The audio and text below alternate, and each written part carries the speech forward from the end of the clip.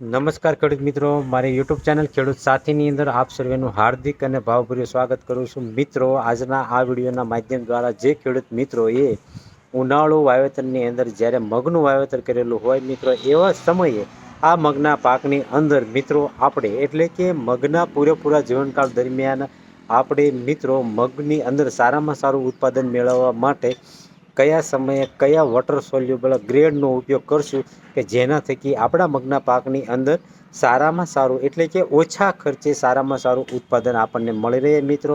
તો આપ સૌ બન્યા રહેજો કે જેના થકી હું આ વિડીયોના માધ્યમ દ્વારા મગના પાકની અંદર કયા સમયે કયા સ્ટેજ ઉપર કયા વોટર સોલ્યુબલ ગ્રેડનો મિત્રો આપણે સ્પ્રે કરવો કે જેના થકી આપણને સારામાં સારું ઉત્પાદન મળી રહે. તો મિત્રો, આમ તમે જોવા જાઓ તો સૌથી પહેલાં જ્યારે આપણા મગનો છોડ લગભગ 15થી 20 દિવસનો થયેલો હોય એવા સમયે મિત્રો આપણે જ્યારે સ્પ્રે કરતા હોઈએ તો મિત્રો આપણે 19-19-19 એટલે કે 19% નાઇટ્રોજન, 19% ફોસ્ફરસ અને જે 19% પોટાશ આવે છે મિત્રો એનો ઉપયોગ કરશું ને એની સાથે મિત્રો આપણે સારી એવી કંપનીનું એમિનો એસિડનો ઉપયોગ કરીશું તો આપણો જે કોઈ મગનો છોડ છે એનો મૂળથી માથા સુધી સંપૂર્ણ વૃદ્ધિ વિકાસ થશે અને મિત્રો પીળો પણ નહીં પડે અને સારામાં સારો એનો વૃદ્ધિ વિકાસ થશે.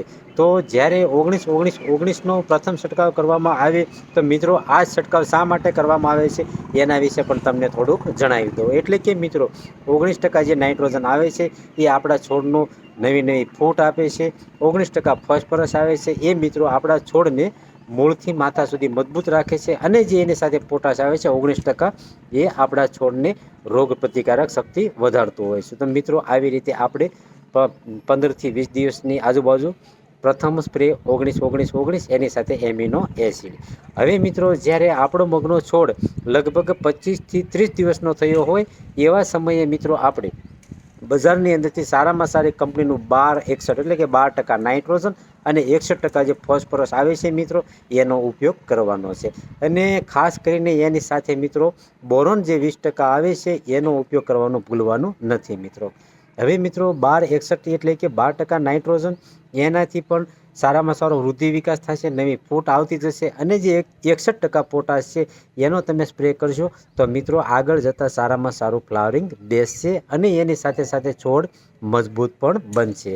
હવે મિત્રો એની સાથે બોરોન એટલા માટે દેવા માગું છું કે જ્યારે ફ્લાવરિંગ આવતું હોય તો ફ્લાવરિંગ મિત્રો આપણા છોડની ઉપરથી ખરી ન જાય.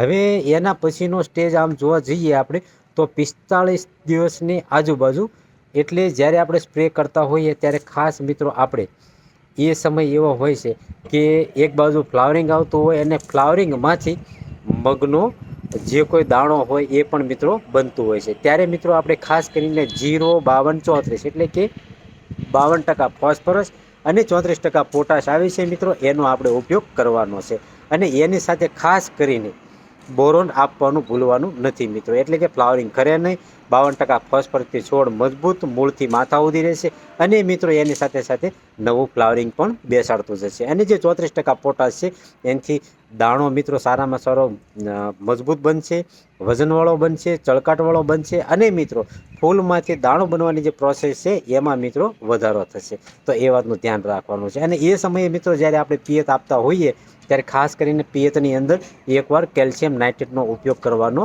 હિતાવહ બનશે મિત્રો. હવે કેલ્શિયમ નાઇટ્રેટ મિત્રો આપને જો સ્પ્રેમાં આપવું તો આપી શકું છું, પરંતુ ચિલેટેડ ફોર્મમાં હોય તો જ મિત્રો આપણે ફોસ્ફરસ સાથે મિશ્રિત કરી શકવાનું છે.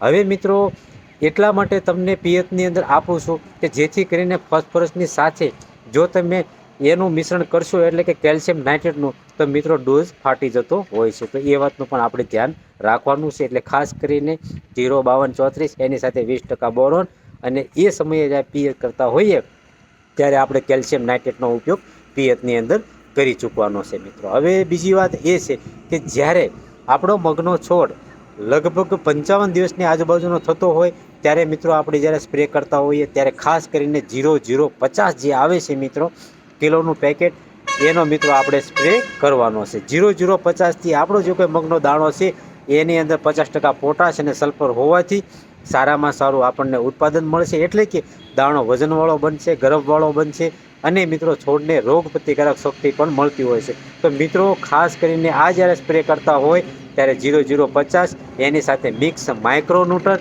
અથવા તો આ સમયે ન આપવું હોય તો મિત્રો તમે 35 દિવસની આજુબાજુ છંટકાવ કરતા હોય ત્યારે પણ તમે મિક્સ માઇક્રોન્યુટ્રન એકવાર નાખજો કે જેથી કરીને છોડની અંદર નાના નાના જે પોષક તત્વો છે, ઝીંક છે, બોરોન છે, મેગ્નેઝ છે, મોલિબ્લેડમ છે, અથવા તો મિત્રો બોરોન છે કે કોપર છે, તો આવા પોષક તત્વોની મિત્રો ઉણપ થતી હોય છે અને આપણો છોડ પીળો થતો હોય છે અને સુકારા તરફ જતો હોય છે. તો ખાસ કરીને મિત્રો 35 થી 40 દિવસના સમયે જો તમે વાપરવા માગતા હોય તો તમે મિક્સ માઇક્રોન્યુટ્રનનો ઉપયોગ કરી શકો છો, અથવા તો મિત્રો એ સમય ન વાપરો તો 0050નો આપણે 55 દિવસની આજુબાજુ સ્પ્રે કરતા હોઈએ ત્યારે મિત્રો આપણે મિક્સ માઇક્રોન્યુટ્રન એની સાથે 0050નો ઉપયોગ કરવાનો છે મિત્રોને. જો શક્ય હોય તો એની સાથે એમિનો એસિડનો ઉપયોગ કરશો તો સારામાં સારો છોડ નરવો રહેશે અને સારામાં સારું ઉત્પાદન મળશે.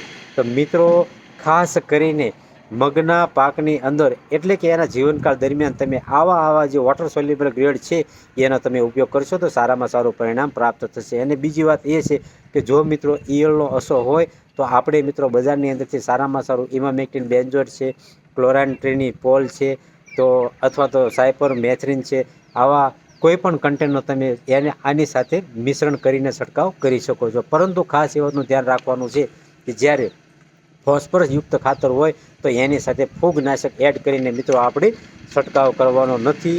તો આ વાતનું આપણે ધ્યાન રાખવાનું છે કે જેના થકી આપણો ડોઝ ફાટે નહીં અને આપણને મિત્રો ઉત્પાદન સારામાં સારું મળી રહે. તો મિત્રો મારી આવી અવનવી માહિતી મેળવવા માટે મારી યુટ્યુબ ચેનલ ખેડૂત સાથી છે એને તમે સબસ્ક્રાઈબ કરજો કે જેથી કરીને હું અવનવા વિડીયો જ્યારે પણ બનાવું તો આપના સુધી મિત્રો સમયસર પહોંચી રહીએ અને મિત્રો આપણને હું ખેતીની અંદર ઉપયોગી નીવડું કે જેથી કરીને આપને મારા વિડીયોના માધ્યમ દ્વારા ઓછા ખર્ચે સારામાં સારું ઉત્પાદન મળે મિત્રો. હસ્તુ.